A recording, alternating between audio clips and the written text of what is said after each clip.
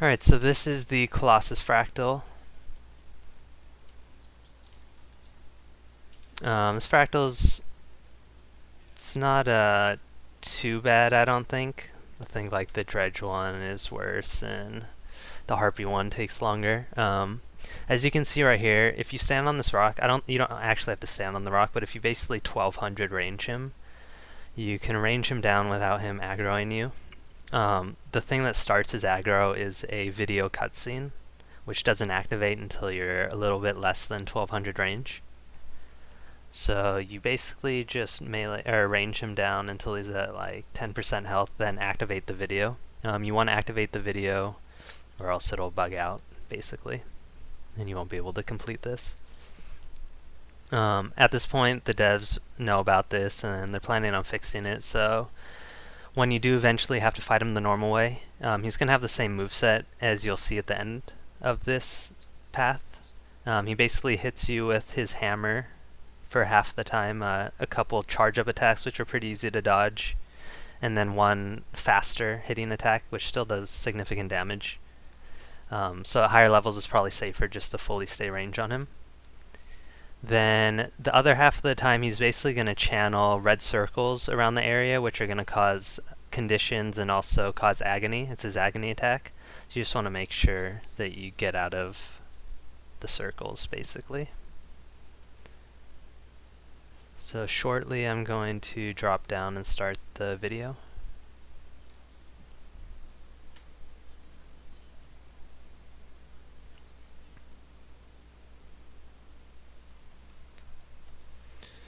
And you keep auto-attacking while in that video, so you can see he has even less health now. Alright, so once we kill him, you basically pick up this hammer. That's basically the whole mechanic of this fractal. You need to carry the hammer up to each of the seal events to break the seal. You can only hold the hammer for maximum 40 seconds before you get downed. At 30 seconds, you're going to get stunned. I usually cast stability at like 20, like before 30, and you won't get stunned, so you can keep running, and then I'll drop it at like 39 seconds, basically. So I just cast Stand Your Ground, which gives me stability, and I can keep running. Once I get up to this corner, I'll drop it for someone else to pick up, and then slowly I'll lose the debuff that holding the hammer gave me, so I can pick it up again later. Alright, so up here is the first seal event. One thing that a lot of pugs that I've seen do, which is not good, is they end up just killing all these novices. You want to focus just one at a time for the hammer to hit. Wait until the hammer hits the seal, then target one more. Try not to hit any of the other ones too much.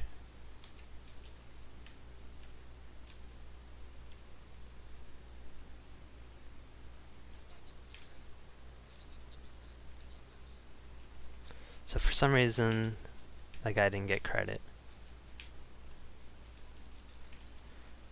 Should still be able to do it with these.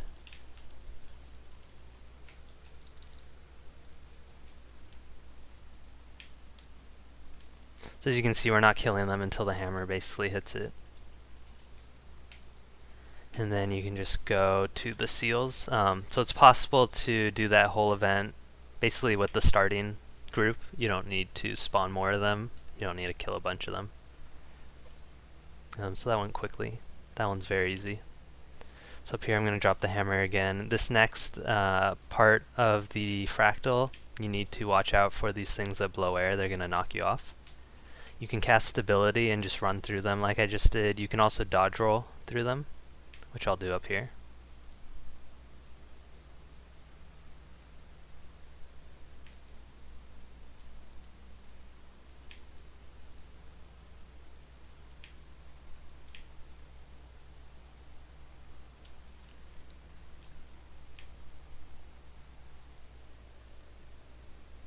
This next area just has some spike traps. You can evade through them.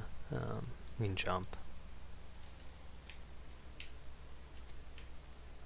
And then when you get here, just stick to the left side and you won't hit these two.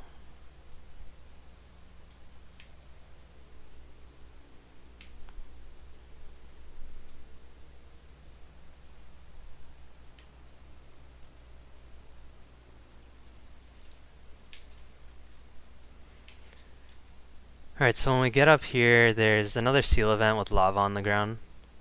You want to go over here to the safe spot. This is the best safe spot. The reason being is you can hit the seal at the same time right after you kill the mobs compared to other safe spots. And you don't even need to target, just hit your, it's number 3 on my bar, your number 4 skill.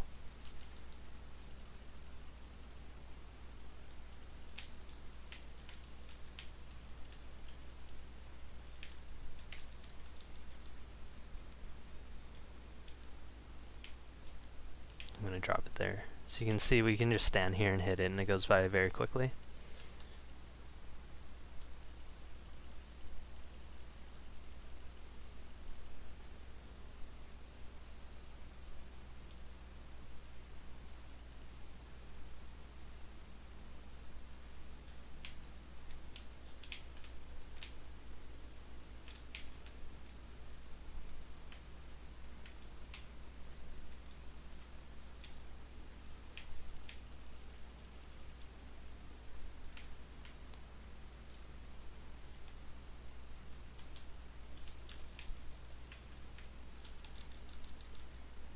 Alright, and that's the next seal event.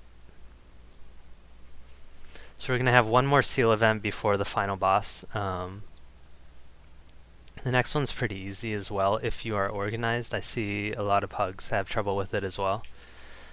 I'll basically go over the strategy when we get up there. This next part is just running up these narrow planks and making sure you don't fall off. It's not too difficult if you're good at jumping puzzles and stuff like that.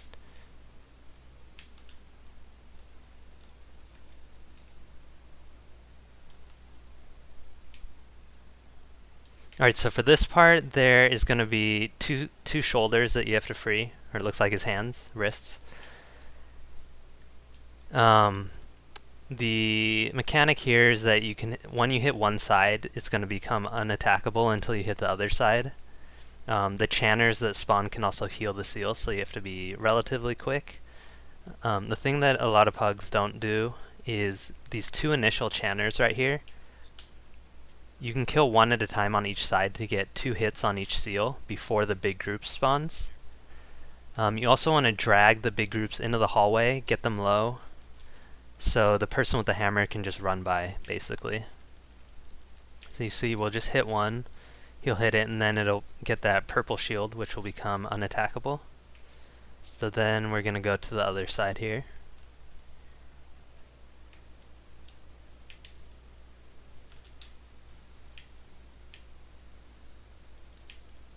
And attack this one.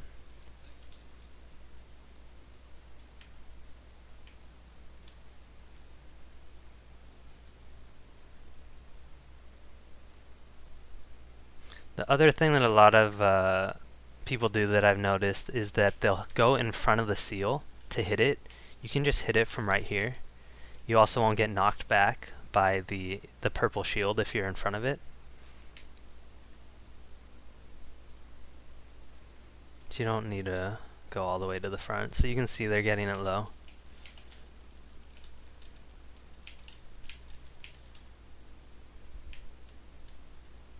You can just go right here, hit it, and then I'll drop it. Hammer's down.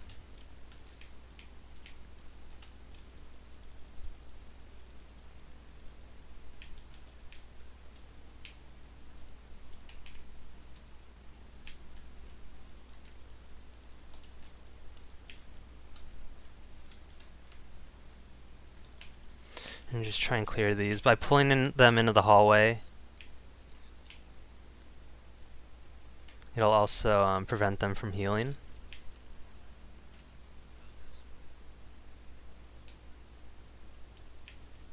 So there you can see we did it really quickly. They didn't even have time to heal again because we were organized. We drug low mobs into the hallway so people with the hammer could kill it fast. And we didn't start the big groups until both sides were hit for twice, 2 of the 3 times. So my group is falling off right now. Basically these explosions knock you off. Just like the wind part, you can use stability to just run through it, or just wait for it and time it. So we're gonna wait here to res the Mesmer.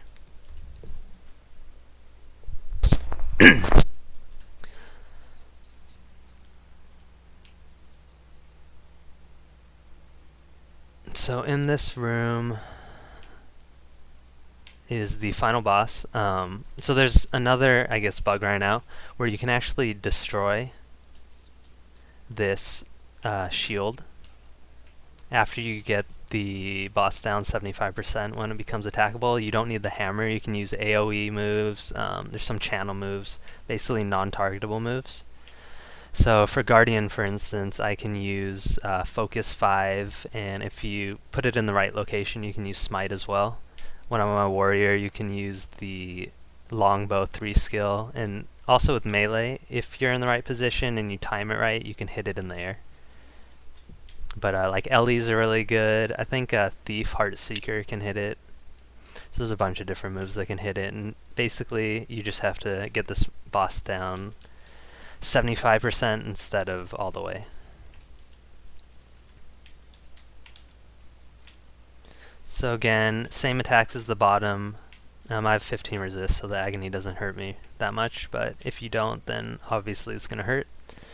So you want to stay out of those red circles. You want to watch out for his hammer moves. Make sure you charge the big charge up hammers, the attacks that are charge up ones, because they'll probably do most of your health. And even that one that's not the charge up still does pretty decent damage. Alright, so now he dropped his hammer. This is going to become attackable.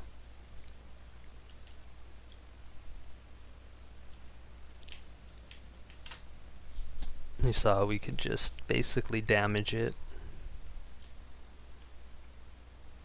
And then that's it for the Colossus Fractal. So thanks for watching.